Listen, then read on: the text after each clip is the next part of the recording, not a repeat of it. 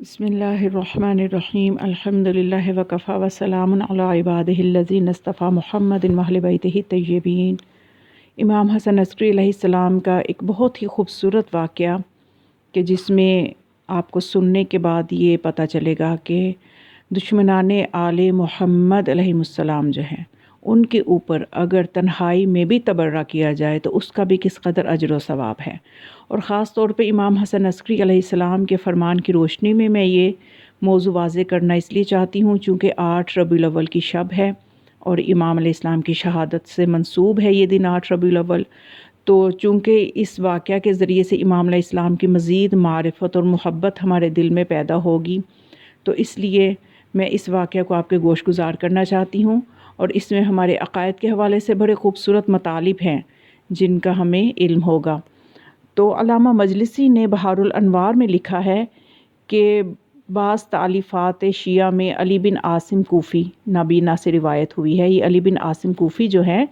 یہ امام حسن عسکری علیہ السلام کے چاہنے والے تھے اور یہ نابینا تھے۔ وہ یہ روایت کرتے ہیں کہ میں اپنے مولا امام حسن عسکری علیہ السلام کی خدمت میں پہنچا، میں نے آپ پر سلام کیا، حضرت علیہ السلام نے میرے سلام کا جواب دیا اور فرمایا خوش آمدید اے عاصم کے بیٹے، بیٹھ جاؤ اور آرام کرو، مبارک ہو تجھے وہ بلند مقام جو خدا نے تجھے عطا فرمایا ہے۔ اے عاصم کے بیٹے، کیا تو جانتا ہے تیرے قدموں کے نیچے کیا ہے؟ تو وہ عاصم کوفی، علی بن عاصم کوفی جو کہ راوی ہے، وہ کہتا ہے کہ میں نے عرض کیا کہ اے میرے مولا، میں اپنے قدموں کے نیچے فرش محسوس کر رہا ہوں جو بچھا ہوا ہے، اور خدا اس فرش والے کو عزت عطا فرمائے۔ امام علیہ السلام نے پھر فرمایا اے عاصم کے بیٹے، تجھے پتہ ہونا چاہیے کہ اس وقت تو نے اس فرش پر قدم رکھا ہے جس پر بہت سے خدا کے انبیاء اور رسول بیٹھا کرتے تھے۔ میں نے عرض کیا کہ اے میرے آقا، کاش میں جب تک اس دنیا میں زندہ رہوں ہمیشہ آپ کی خدمت میں رہوں اور ہرگز آپ سے جدا نہ ہوں۔ یہ دیکھیے، یہ ہوتا ہے کہ زمانے کے امام سے محبت،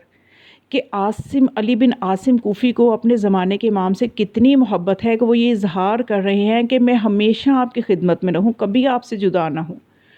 تو یہ اس منزل پہ آ کے جب میں مطالعہ کر رہی تھی تو جو پیغام میرے ذہن میں آیا وہ بھی میں آپ کو ساتھ ہی ساتھ دیتی جاؤں کہ ہمیں بھی اپنے زمانے کے امام کے دیدار کے لیے اتنا ہی بیتاب ہونا چاہیے، دعا کرنی چاہیے کہ مولا آپ چاہے پردے غیبت میں ہیں لیکن آپ ہمارے درمیان موجود ہیں، آپ ہمارے زمانے کے امام ہیں،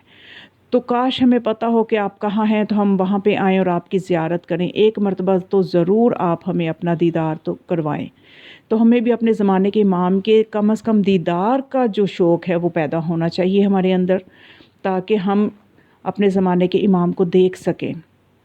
اور چونکہ یہ عاصم کوفی جو ہے ان کے زمانے کے امام حسن عسکری علیہ السلام ہیں،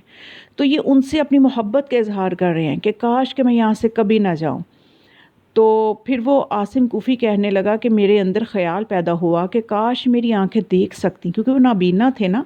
تو سوچنے لگے کاش میری آنکھیں دیکھ سکتی تو میں اپنے آقا کو دیکھتا۔ امام علیہ السلام نے، جو کہ ضمیر اور باطن سے باخبر ہیں، انہوں نے فوراً راوی سے، عاصم کوفی سے فرمایا میرے قریب آؤ۔ جب وہ راوی کہتا ہے میں قریب گیا تو آپ نے اپنا دست مبارک میری آنکھوں پر پھیرا اور اذن خدا سے فوراً مجھے بینائی مل گئی۔ پھر آپ علیہ السلام نے فرمایا یہ جگہ ہمارے باپ آدم کے قدموں کی ہے، یہ جگہ حابیل کے قدموں کی ہے، اور بالترتیب آپ نے شیث، ہود، صالح، ابراہیم، شعیب، موسیٰ، داود، سلیمان، خضر اور دانیال، ذوالقرنین، عدنان، عبد المطلب اور عبداللہ علیہ السلام اور عبد مناف علیہ السلام کے قدموں کی جگہیں دکھلائیں۔ پھر فرمایا ھذا اسرا جدی رسول اللہ و ھذا اسرا جدی علی ابن ابی طالب علیہ السلام، یہ میرے جد رسول اللہ کے قدموں کی جگہ ہے اور یہ میرے جد علی ابن ابی طالب کے قدموں کی جگہ ہے۔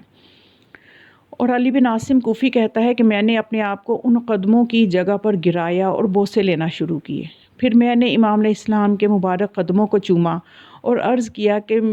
میں ہاتھ سے آپ کی مدد نہیں کر سکتا، میں فقط آپ کی ولایت اور دوستی کا اظہار کرتا ہوں۔ اب یہ وہ نقطہ ہے جو کہ سمجھنے والا ہے آج کے زمانے کے حساب سے بھی، کہ عاصم کوفی کہتا ہے کہ میں فقط آپ کی ولایت اور دوستی کا اظہار کرتا ہوں اور آپ کے دشمنوں سے بیزاری کرتا ہوں اور تنہائی میں ان پر لعنت بھیجتا ہوں۔ تنہائی میں، یعنی حالات ہی ہر زمانے میں ایسے رہے ہیں۔ آج بھی آپ دیکھ لیں حالات جو ہیں بہت حد تک ایسے ہی ہیں کہ انسان کھلم کھلا دشمنان آل محمد پر لعن نہیں کر سکتا۔ تو یہاں پہ وہ کہہ رہا ہے کہ میں تنہائی میں آپ کے دشمنوں پر لعنت کرتا ہوں، تو اے میرے آقا میرا حال کیسا ہوگا، یعنی یہ میرا فعل کیسا ہے، کیا مجھے ایسا کرنا فائدہ دے گا؟ تو امام علیہ السلام نے فرمایا میرے والد نے اپنے جد سے اور انہوں نے رسول خدا صلی اللہ علیہ وآلہ وسلم تک یہ سلسلہ حدیث آپ نے پہنچاتے ہوئے کہ یہ اس سلسلے کو سلسلۃ الذہب کہا جاتا ہے، یعنی جس میں کوئی غیر معصوم راوی نہیں آتا، تو اس معصوم راویان کے سلسلے سے آپ نے یہ سلسلہ حضرت صلی اللہ علیہ وآلہ وسلم تک پہنچایا اور فرمایا کہ نبی اکرم صلی اللہ علیہ وآلہ وسلم نے فرمایا جو کوئی ہم اہل بیت کی مدد سے عاجز ہو لیکن تنہائی میں ہمارے دشمنوں پر لعنت کرے تو خدا اس کی آواز کو فرشتوں تک پہنچاتا ہے۔ بس جب بھی ہمارے دشمنوں میں سے کسی پر لعنت جب کرتا ہے کوئی تو اس سے فرشتے اوپر لے جاتے ہیں، یعنی اس لعنت کو اوپر لے جاتے ہیں، اور جو لوگ لعنت نہیں کرتے ہمارے دشمنوں پر، فرشتے ان پر لعنت کرتے ہیں، اور ہمارے دشمنوں پر لعنت کی آواز جب فرشتوں تک پہنچتی ہے تو اس کے لیے دعائیں مغفرت کرتے ہیں اور اس لعنت کرنے والے پر درود بھیجتے ہیں اور کہتے ہیں اے خدا اس اپنے بندے کی روح پر درود بھیج، یعنی وہ خدا سے کہتے ہیں کہ اے خدا تو اس بندے کی روح پر درود بھیج جس نے تیرے دوستوں کی مدد میں کوشش کی ہے، اور اگر اس میں اس سے زیادہ مدد کرنے کی طاقت ہوتی تو ضرور کرتا۔ اس وقت خدا کی طرف سے آواز آتی ہے کہ اے میرے فرشتوں، میں نے اپنے بندے کے بارے میں تمہاری دعا کو قبول کر لیا ہے اور تمہاری آواز کو سنا ہے، اس کی روح پر دوسرے صالح بندوں کی ارواح کی طرح درود بھیجا ہے اور اسے میں نے اپنے برگزیدہ نیک بندوں میں شامل کر لیا ہے۔ تو یہ روایت جو ہے یہ بحار الانوار میں بھی موجود ہے، اور یہ اجر و ثواب ہے دشمنان آل محمد علیہ السلام کے حوالے سے دل میں اس طرح سے انسان کے جذبہ ہونا چاہیے کہ اگر ظاہر بظاہر نہیں تو کم از کم تنہائی میں ان پہ لعنت بھیجے تو خدا اس بندے پر درود بھیجتا ہے۔ یہ کتنا بڑا پیغام ہے جو ہمیں امام حسن عسکری علیہ السلام سے مل رہا ہے۔ تو خداوند متعال ہمیں ان ہستیوں کی اپنی حجتوں کی حقیقی معرفت نصیب فرمائے۔ والسلام علیکم ورحمۃ اللہ وبرکاتہ۔ اور آخر میں یہ گزارش کرنی ہے کہ اس ویڈیو کو آپ شیئر کریں تاکہ یہ معلومات اور لوگوں تک بھی پہنچے، اور اس چینل کو خود بھی سبسکرائب کریں اگر آپ نئے ہیں، پہلی دفعہ سن رہے ہیں اس چینل کو، تو دوسروں سے بھی سبسکرائب کرنے کا کہیں تاکہ علوم آل محمد علیہ السلام جو ہیں ان کی اشاعت میں، ان کی ترویج میں آپ کا بھی حصہ ہو جائے۔